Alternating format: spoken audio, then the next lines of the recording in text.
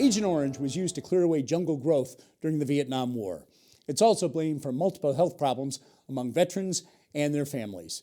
Upper Pioneer Valley Veteran Services Director Tim Niejadlik and Air Force veteran Verne Sund came in to tell us about a Greenfield forum this weekend focusing on Agent Orange.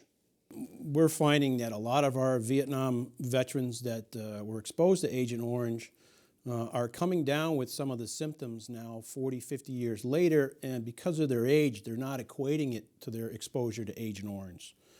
Some of the common diseases we're seeing are prostate cancer, very common in men, but if you're a Vietnam veteran, that's a presumptive disease for exposure to Agent Orange and other herbicides. So the VA would compensate the veteran and provide some health care benefits to them. And so we're having to re-educate our veterans because there's been such a long time span between the end of Vietnam, the government's willingness to accept Agent Orange as a disease-killing herbicide, and the age of our veterans now.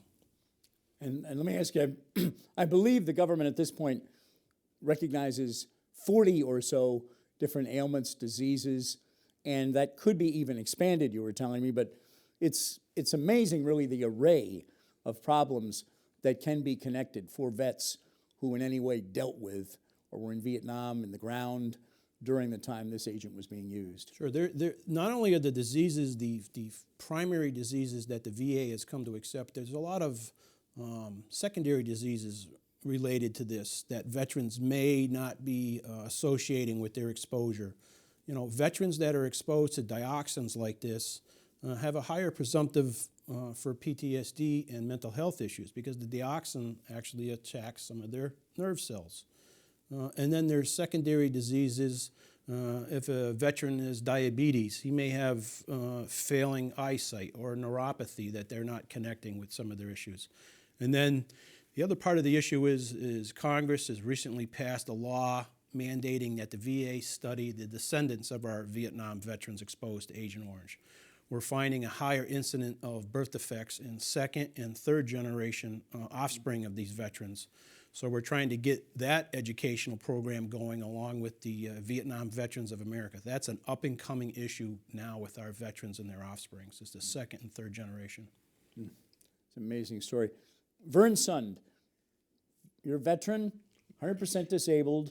You dealt with the Agent Orange, if I understood you correctly, as a member of ground crew putting this chemical onto the planes that went out and then sprayed the jungle. Yes, so you had contact with this stuff every day. Yes. Every day, sometimes 24 hours a day. You know, it's just, and it was my job. I had to do it. I did it with no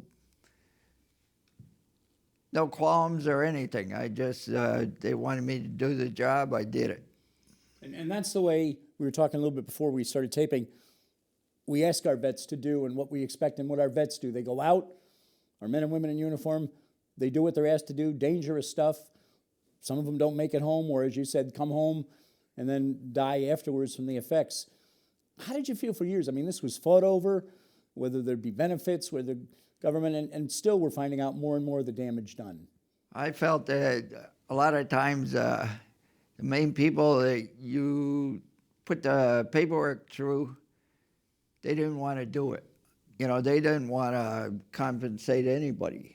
You know, and after years of applying for things with all the paperwork and everything, some of the veterans are sick of doing it, so they won't apply. Yeah, they give up and they don't want to do it. Mm-hmm. Tim, I'm sure you see that all the time. Folks just get discouraged because it's a hard fight, and if you're sick, it's tough to carry on. For years, the Vietnam veterans had to fight for these benefits, and it's true, they would often give up. You know, but when the VA finally accepted, if you had 1 day on the ground in Vietnam or some of these other locations that they used Agent Orange, the process nowadays is quite a bit simpler than when Verne first started the process. They set the groundwork, but there's still a lot of these veterans that heard the horror stories and just have never come forward. But now the process is relatively simple, and most of our cases are decided in 90 to 120 days in the veteran's favor. Let me ask you about something that I was not aware of until I read the paperwork about your upcoming forum at Greenfield Community College on April 22nd. It's not just folks who were on the ground, whether they're loading the planes, whether they were on the forces that went into the areas after they were exfoliated. It's also folks that worked with or on the planes that were used to spray the stuff later, even back here at home. And at Westover Air Base is one of the places where these planes were.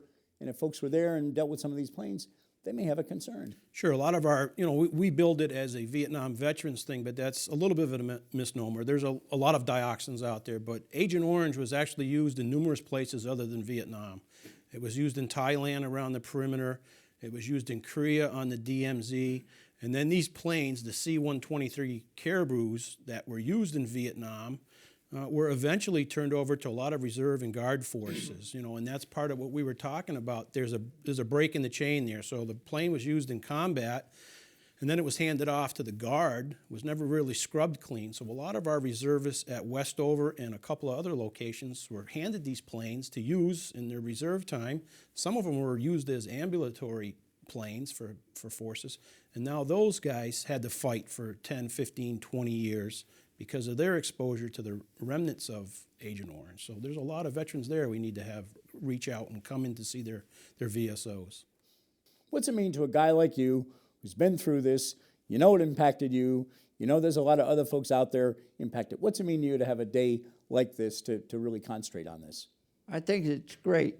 That way other veterans that have gone through this and are pretty much given up on everything, and it gives them encouragement to go and really get the ins and outs of what's happening and what they can do, and which years ago they couldn't, and it gives them an insight on how to react and apply for all the benefits they can get.